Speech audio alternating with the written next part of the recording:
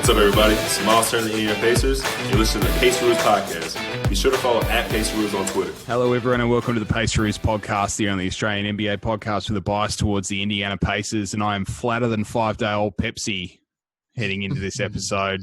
It is not a good place to be on the Paceroos today, but we're here with you, Pacers fans, and we feel your pain. We participated in your pain today as Miami won Game 4 of the first round Eastern Conference playoff series and swept our beloved Indiana Pacers.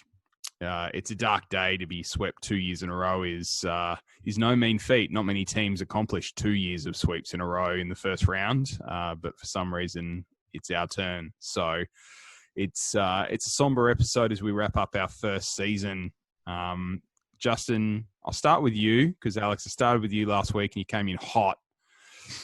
Justin, how are you feeling after that final loss of the year? Not surprised. Disappointed though as well. I mean, we mentioned after our last episode we did after Game 2 that we just couldn't see ourselves coming back and recording another episode saying, wow, this series is tied.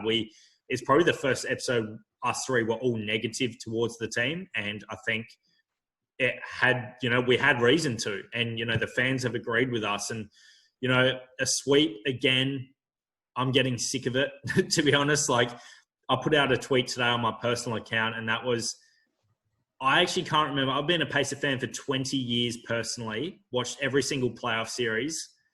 If you had to ask me tonight what series I least enjoyed, I'd say this one. Yeah, it was our 43rd episode of the Paceroos ever. We've done 43 in the first 12 months. We've just hit a year. Not the way you want to bring up the milestone to get swept, but 42 episodes of positivity and 42 episodes of riding ride or die with this team, ride or die with the players on this team, and maintaining a sense of positivity aside from a couple of minor exceptions regarding Oladipo's future. And after Game 2, we couldn't really maintain that any longer. I think the fan base would have been pretty upset with us if we'd tried to pass this off as a positive experience. It's not. It's a terrible way to end the season. It's a woeful way to end the season. It's an embarrassing way to end the season.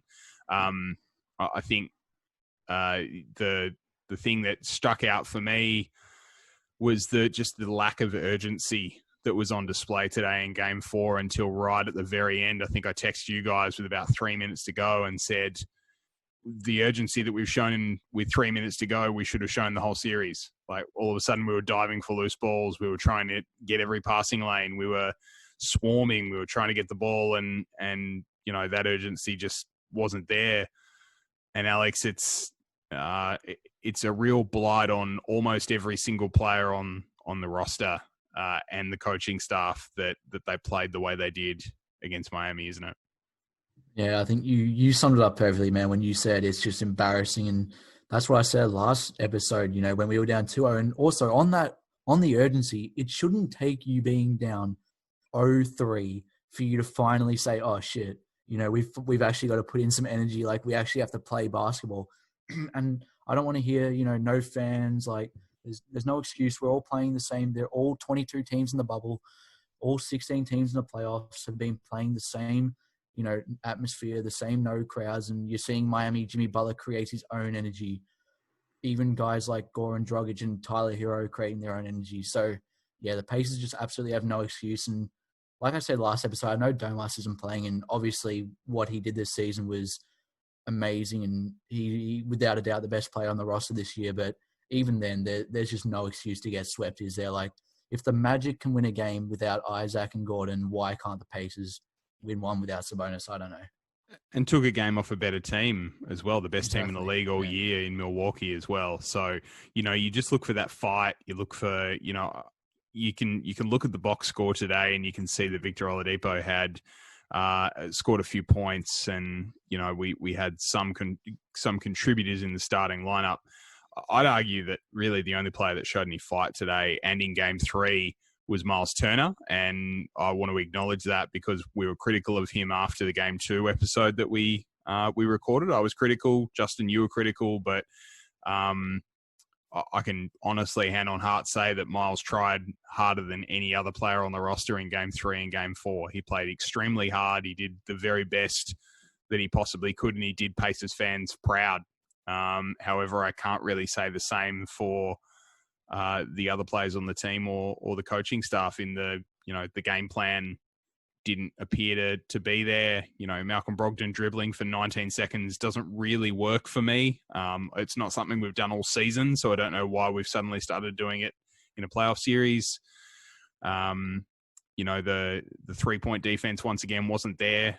The shot making wasn't there. Like, only scoring 87 points in a possible sweep game, in an elimination game, only putting up 87 points in 4 quarters of modern NBA basketball, where you're playing small, is embarrassing. It's embarrassing. You see 87 points as a score total for crappy teams that don't make the playoffs, and we put that up against as the 4 seed in the East in a game that we should have tried a whole lot harder in. Justin, it's hard to find some positives, isn't it? Yeah, it is. And I think it's more disappointing because we saw 2 different teams in the bubble. That high of TJ Warren being bubble MVP and dropping 54, and our offense was clicking and everything was going really well, to seeing a team as soon as the playoffs start just vanish. And is that because Miami Heat completely own us and have the last decade? I'm not too sure. But yeah, very concerning. As I've said, I don't accept mediocrity. I don't like when Pacers lose a playoff series, but I am willing to watch them fight and claw and battle like they did a few years ago against LeBron when they took him to 7 games. I went into that game 7 at 6 a.m. confident we can knock LeBron out in the first round, first time ever. Today, I woke up down 0-3. I messaged you guys. It feels like a chore tuning in, which you hate. They're our favorite basketball team, and you feel like it's a chore watching them. And I was proved right. Like, the game was terrible. Like, yes, Philadelphia just got swept. Brooklyn just got swept. Being down 3-0 is a tough task mentally. I do understand that. But, man, this team carries on about we want to be a tough out. We want to be respected in the league. And they just put up no fight. And, Joel Embiid came out with a terrific quote after they got swept, with saying, it's not a rivalry between Philly and Boston because they always kick our ass. And I said, that's the exact same feeling we get as Pacers fan, because we can't say this is a rivalry between the Heat, can we, Alex? They kick our ass. No.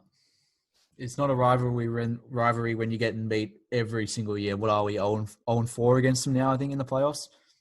Yeah.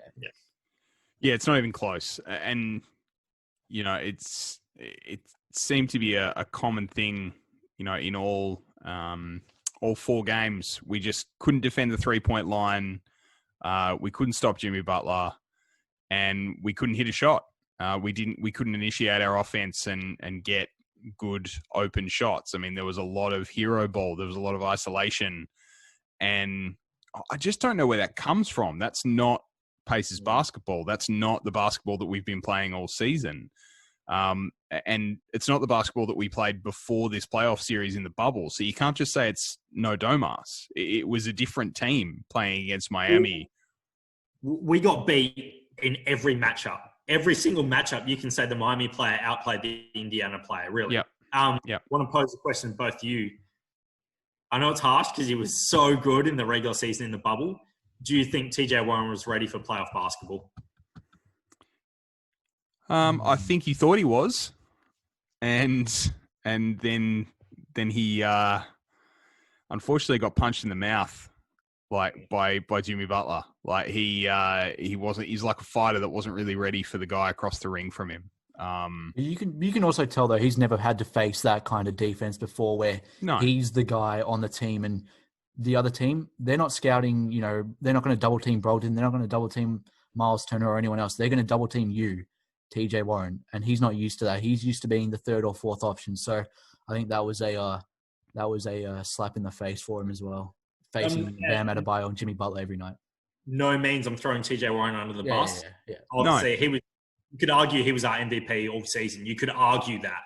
But I'm just saying his first playoff series come from the Phoenix Suns. Yeah. He looked a bit like wasn't ready for this stage with Jimmy Butler. He looked like a guy in his first playoff series. Let's be honest. Like he looked like a guy who hadn't been there before. He looked like a guy that wasn't ready for the intensity, as you said, Alex. And I think can't really blame him for that. Some people, need that experience, need to, I guess, build that resume. You look at Chris Paul. Like Chris Paul, it took him about 8 years to get out of the first to like win a playoff series, or 5 years to win a playoff series or something. And I think he'd only won one the first 10 odd years of his career against what Paul George is going through currently. Yeah. Playoff Thought we weren't going to utter that name on this podcast anymore. Sorry. Pandemic P. Pandemic P.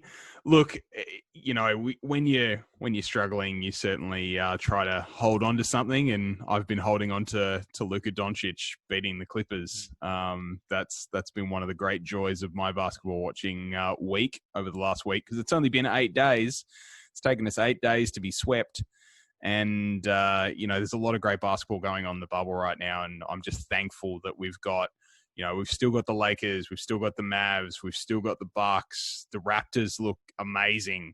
The Heat look amazing. Like that Heat-Bucks series looks incredible now. So I'm so thankful that we've got the ability to watch, 8 remaining fantastic teams in the NBA. But Alex, it really hurts because we thought that the Pacers could, have a shot against a good team, be able to take 1 or 2 games off them, win a playoff series, and sort of come through this season with hope for the future. But now, what does the future look like for this team? Honestly, if you're Kevin Pritchard and the Pacers front office, and I messaged this to you guys after game 2, you have to look at yourself in the mirror and go, what are we doing? Because we're paying a lot of guys a good amount of money to not get out of the first round. Not even just the fact that they're losing in the first round. It's the fact that they can't even win a game. Like, they didn't even look like they were going to win one. I mean, yeah, so, man, it's tough. I think you have to, unfortunately for me, I said this, but I don't think they're going to change anything. I think KP is going to go, you know what, we had no Domas, we had no Jeremy, we're going to get him back, so we're going to run it back. And maybe that's right. Maybe he has every right to do that. But yeah, for me, I think you have to make some sort of move to move towards modern basketball, because what's happening right now, you can't, be last in 3-point attempts, in field goal attempts. It's just not going to work. Well, when you look at the players on this roster, Justin, I mean, it's clear that this team went all in on its top 6 players with Lamb off the bench. I mean, between those 6 players, you're looking at around $95 million in committed salary over the next 2 seasons between those guys. With if we were to say that Victor Oladipo would re-sign for a similar amount, which he won't. So, I mean, for this season upcoming, for this new season that we're talking about, we don't have a first round pick, so we're not going to be getting an injection of youth into the team. And we've got about $95 million committed in the top 6 players, one of which is an impending free agent. Another one is coming off an ACL. So do you think that one of those top 6 players has to be moved this summer, in your view? It's a tough question, and it's hard to say yes or no on it. Look, come on, gun to your head. The gun to my head. Oh, look, I'll say this first. I was always of the thought we don't need to make moves no matter what this season brought us. I thought it's an asterisk year. We said that all year. We've said that all year, right? But now, after what we just saw, it's made me reevaluate and go, we can't sit on the fence anymore. Kevin Pritchard's always been an aggressive GM in Portland. He makes big trades. Like, he usually swings for the fences. Now, he's taken over Indiana, and he's been really patient, which I respect. But I want him to see the anger from the fan base. I want him to see, we want moves now. You've just signed Nate McMillan. For all the Pacer fans saying, oh, we want Nate fired, it ain't going to happen. They just re-signed him, right? It's not happening. So, and I get your sentiment as well, Alex. I'd love to have a sit-down talk with him, because he might be like, oh, we were out Sabonis without Oladipo. Brogdon was in and out. Jeremy Lamb was out. We didn't even have our team. We want to see how far this team can go. Yeah. And that's what Brogdon has preached online as well. So 50% of me gets that argument, but the other 50% is we've been knocked out 5 years in a row in the first round. Sweep after sweep after sweep. If you are not going to make a change now, you are accepting mediocrity and saying we're fine being a first round exit. And I think it's not just the sweep, it's the way that we lost. It doesn't seem that across the 4 games we made any adjustments to try and actually counterattack what Miami were putting out there. They were still hitting a bunch of threes in game 3 and game 4. They were still able to, I guess, attack the rim with Jimmy Butler. They were still able to use Bam Adebayo as a focal point of the offense. There was no real sort of chess move, I guess. There was no move that you looked at and said, okay, we've said we'll take away Jimmy Butler. We'll double team him. We'll do something to take away his offense to make other guys beat us. Or, we're going to guard the 3-point line aggressively and make them hit inside shots and make them drive. But, there was still a bunch of 3-point attempts. Duncan Robinson, Tyler Hero, those guys were unbelievable.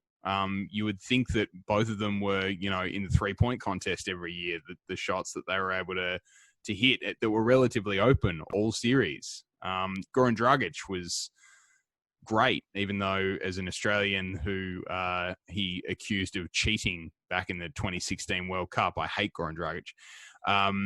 But I just...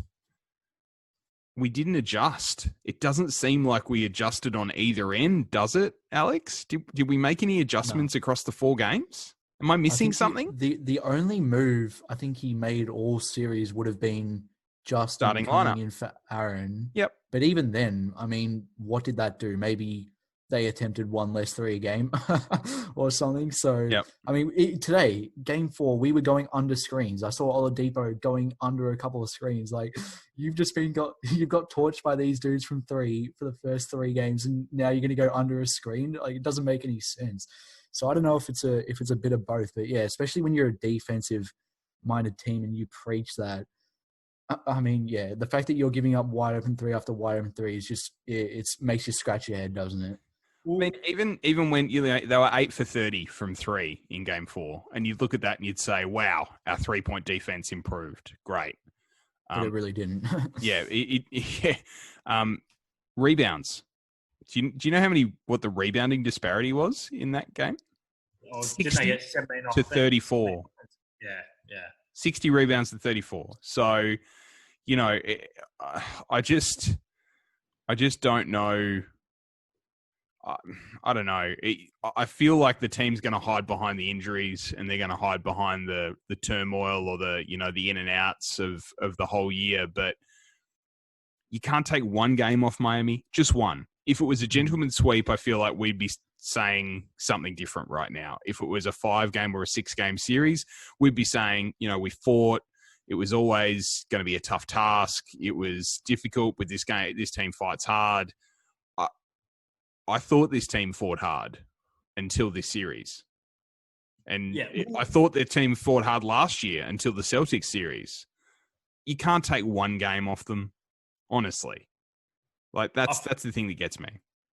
What triggered me post-game, well, a lot of things triggered me post-game, which hopefully we'll talk about in a minute, but Nate McMillan saying, if we were healthy, I feel like we could have won a series. You're going to win 4 games? You could. Yeah, like... What are you talking about? Like, if that's your mentality, like, we could have won a series, you're just going, we'll lose to Milwaukee and still be happy. That is your ceiling of this team, is it? Yeah. The head coach saying, we could have won a series if we were healthy. That's just such a bad mentality. I know he's not going to come out and say, I expected to win the NBA championship, but worded terribly. And I don't know. Us 3 have just sat there and watched 4 games of Pacers. With this crazy world, if someone had sent me those 4 games in a DVD, I would have said those were preseason games.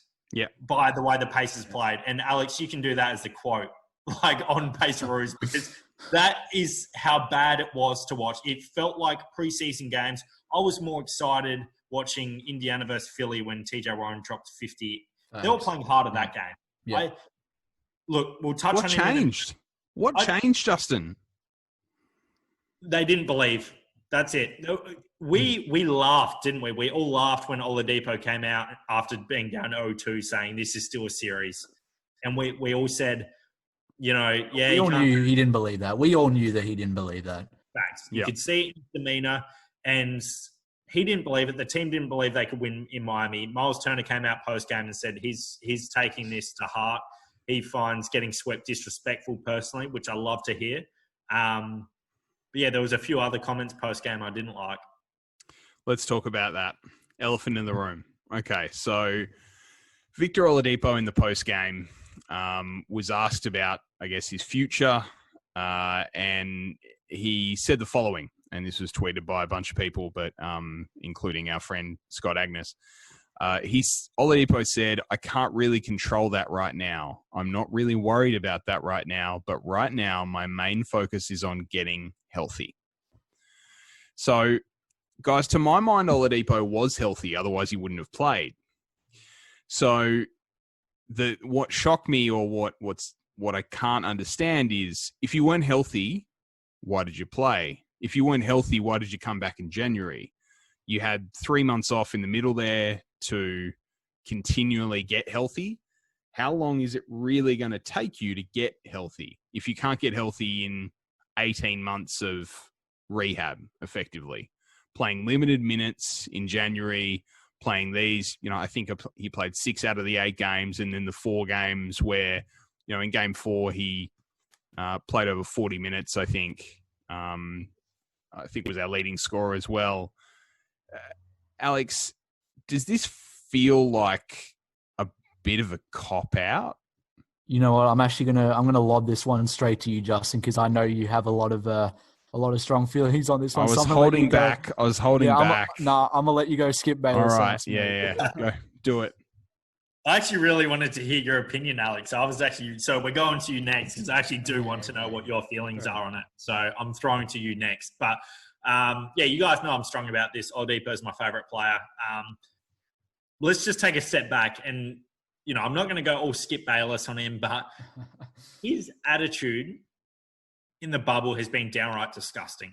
I'm sorry. For a leader of the team, we sent that meme to each other saying, Oladipo 2 years ago, if you don't respect the Indiana Pacers, I've got no respect for you. And you just look at that and go, oh my God, where is that Victor? Where is that guy who points to the crowd and says, this is my city, and, was texting his trainer the next day after losing Game 7 saying, I want to be back, I want to be a superstar.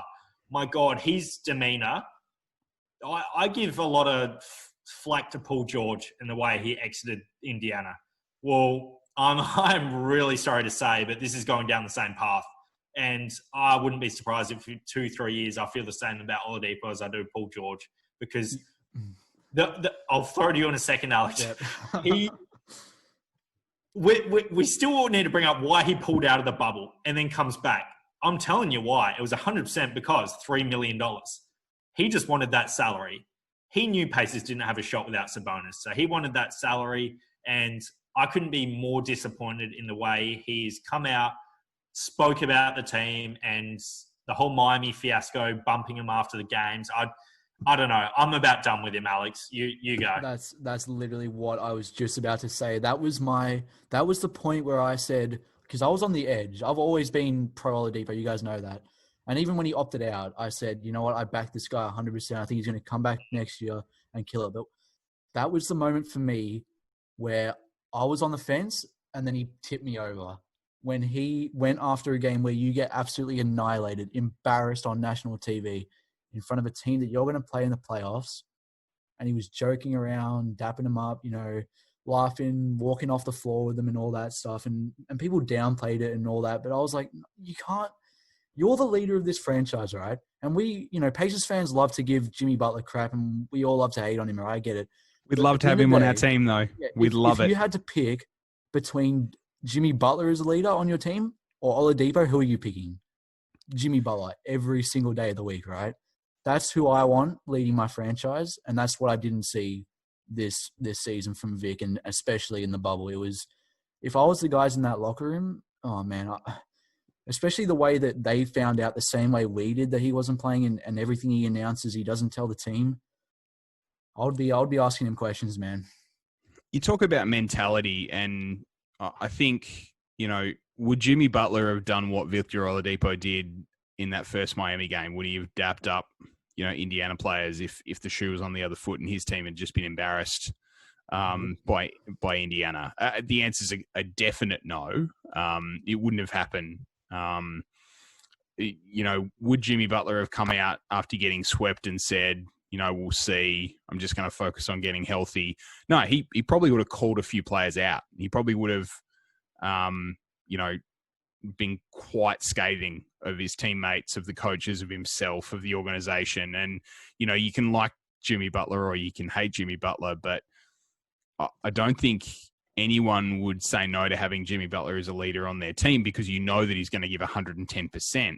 Like, he might make your rookie cry, but he's also going to win some games. To be honest, I would prefer that to passive aggressive, weird mixed messages going through the media instead of through the team, no cohesion, just a really weird experience for a guy that, I'm sorry, he clearly wants out. He clearly wants to leave this team. And, good luck to him in the next phase of his career. I feel about Victor Oladipo the same way that I feel about or felt about Paul George 3 years ago. Good luck. I, wish you all the very best. I don't want to see any injuries, any ill will, anything. But we want players to play for this team who want to play for this team, who want to win in Indiana. We don't want players who are going to stuff us around, who are going to send mixed messages, who are going to, be coy in the media. We want, the Miles Turner comments. You could compare and contrast the Miles Turner comments, and Miles was angry, pissed that they got swept. I'm sure Victor wasn't happy they got swept, but the quote that we're obviously focused on is his future, and it's about him. It seems to be a bit of a cop out to talk about his health, because otherwise, why would he be playing if he wasn't healthy? He's preached throughout rehab that he's only going to come back when he's ready. He's only going to come back when he's comfortable. He's only going to come back when he's healthy. He came back. We went away. We had a break. He's come back again. He played 41 minutes. You mean to tell me he's not healthy? Yeah. What is he then? Yeah. It's a good segue to what I was going to bring up, Adam, and you started to talk about it then, is that care factor. Us three are fans, and our hundreds of listeners are fans. As a fan, you want to know the players care. Now, Miles Turner, he cares. He came out today in Game 4. He put up 20 and 15 and 4 blocks or whatever. He cared. You can tell by his post-game comments he cared. Oladipo, that's when fans get frustrated, because you're going, I'm living my life as a supporter of you, and it feels like we care more than you personally do. After Kawhi Leonard's game-winning shot in the Eastern Conference, semis last year, Embiid was crying towards the locker room. Now, some fans gave him flack. I was the one saying, good on him. That shows that player cares so much. He is crying on the way to the locker room. He cares so much. And my respect for Embiid went from 0 to 100 at that moment, because God, he cares. Could you even think about Oladipo crying over a loss right now? I just think he is so far checked out. I again tweeted, which you guys would have saw. We've all followed sport in every code to know when you get these quotes about, I'm focusing on myself. I'll worry about it when it comes. He's all gone. Right, you're gone. You know what I saw someone tweet today was wait for the celebrity softball game. Yeah, I love that. Can't wait for the celebrity softball game where he says he wants to bring a championship to Indiana. That's going to be great. I don't know whether to laugh or cry at that. Yeah. That was my reaction.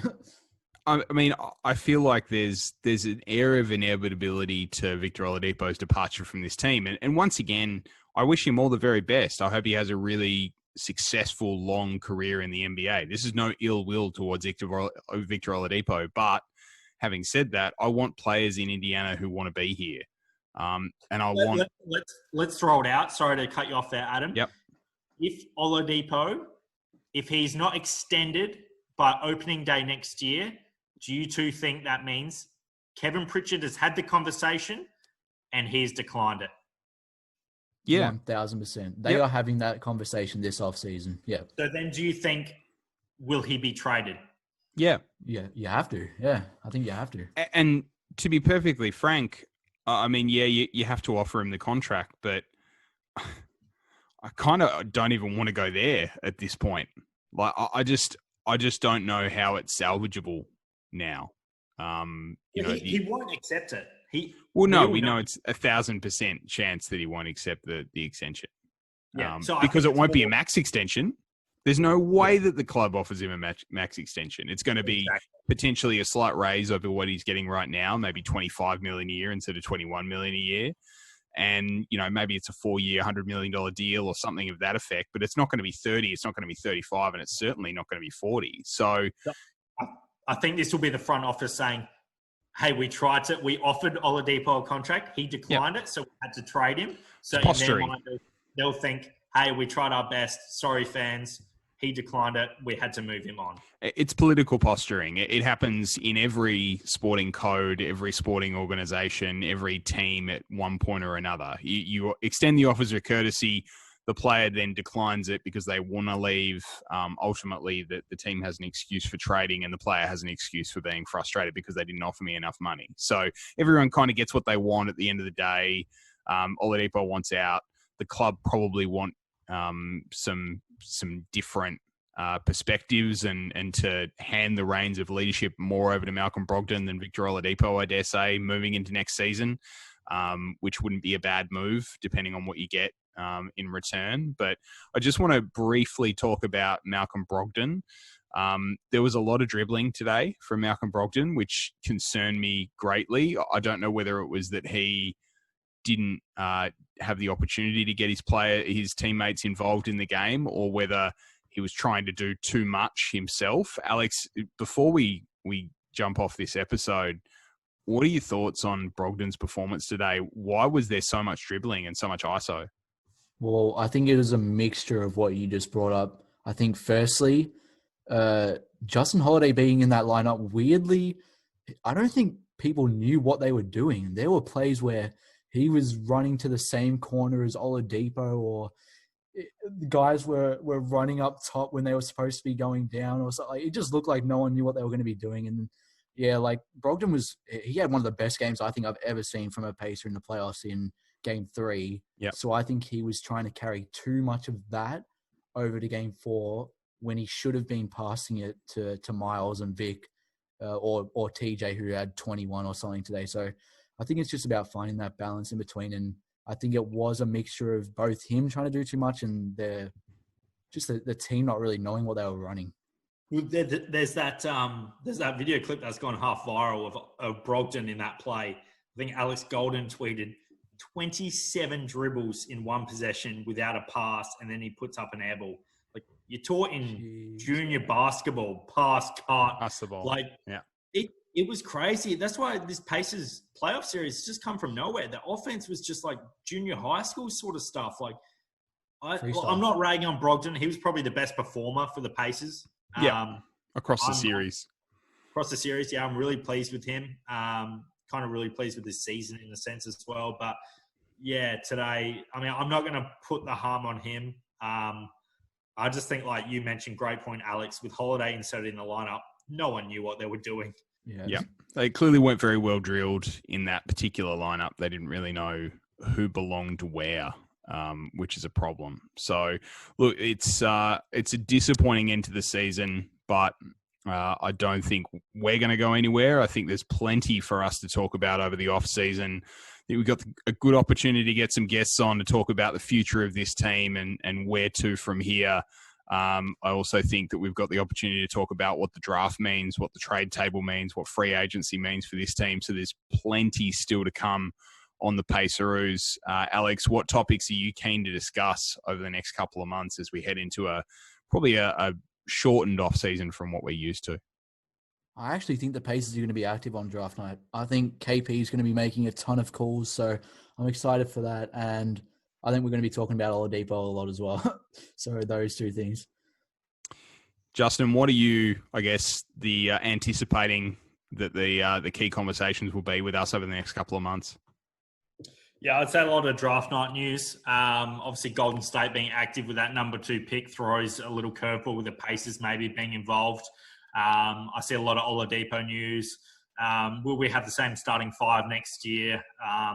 Who knows? But yeah, before I throw back to you, Adam, just a massive thanks to everyone who's listened to us. Like the feedback we've got in our first season, who would have thought we'd be dealing with an NBA bubble and, the passing of an NBA legend. We had to deal with it on an episode. Like this season has just thrown so many curveballs, but it's the one constant we've had is the amazing support of all Pacer Nation. Yeah, I'd like to echo that. The listeners have been fantastic. They've been really supportive. They've been really positive. We've really loved all of your feedback, positive and constructive throughout the season. So keep it coming as we tackle our second off-season, because we did start in the off-season last year. But we're not going anywhere. We're planning bigger and better things for the 2020-2021 season. But for now, Pacers season has come to an end, but the real off-season does begin. This has been the Paceroos. Good luck to the remaining teams in the bubble, and we will see you soon.